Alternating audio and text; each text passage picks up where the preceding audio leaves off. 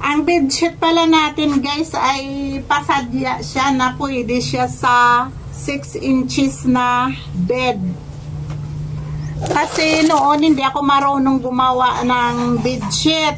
Alam nyo ba noon, ang ginawa kong bedsheet ay hanggang dito lang, hindi siya malalim, pang 2 inches lang.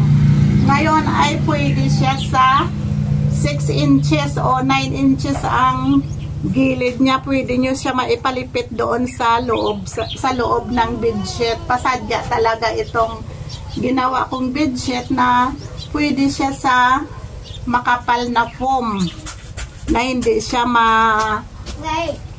maalis kapag ginigaan ninyo. Ayan, 8 or 9 inches ang sa gilid niya guys. Kaya pasadya itong bedsheet ko. At kung anong gusto ninyong pillowcase cover na size, ayon ang gagawin ko kapag nag-order kayo. Ito kasi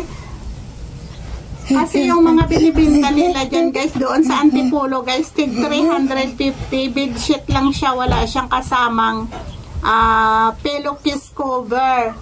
At hindi pa ganito ka lalim, nasa pang 2 inches lang na foam.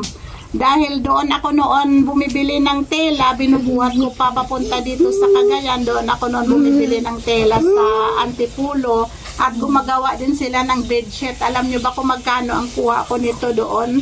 Noon ay 100 ang isang yarda at binubuhat ko pa papunta dito sa Cagayan.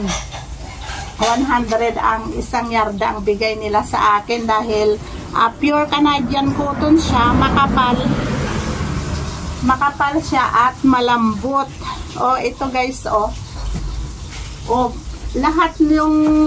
lahat ng bedsheet na ginagawa ko ngayon ay pwede siya sa pang 6 inches na bed, pwede siya sa pang 4 inches o 6 inches.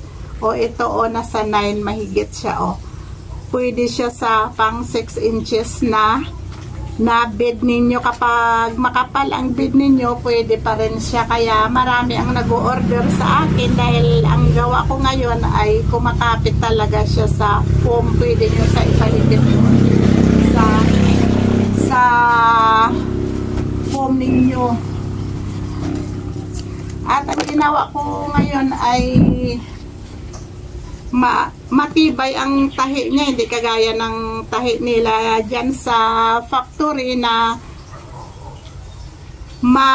hindi siya matibay dahil nga malayo ang angat ng tahi niya. Ito maliliit yung tahi niya kaya matibay siya at dinoblihan ko pa.